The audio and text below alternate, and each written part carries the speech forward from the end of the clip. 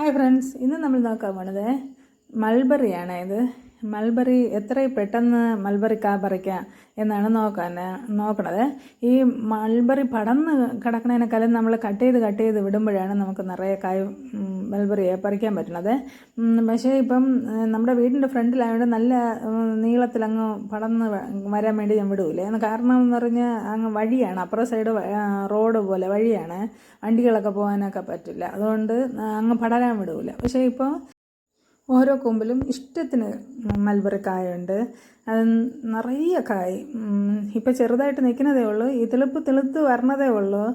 ഇനി തെളുത്ത് അത് വളരെ ഇന്നും ഇതിൽ നിറയെ മൾബറികൾ വരും. അങ്ങനെ നല്ല ടേസ്റ്റും ഉണ്ട്. ഇതിനു മുമ്പേ ഞാൻ നിറയെ പറിച്ചിട്ടുണ്ട്. ഇതിൽ നിന്നും വെട്ടിയ കമ്പുകൾ ഞാൻ തിളുക്കാൻ വെച്ച് അതിനെ ആർക്കെങ്കിലും ചോദിക്കുന്നവർക്കൊക്കെ വെറുതെ അങ്ങ് കൊടുക്കും. ഒത്തിരി പേർക്ക് അങ്ങനെ ഞാൻ കൊടുത്തിട്ടുണ്ട്.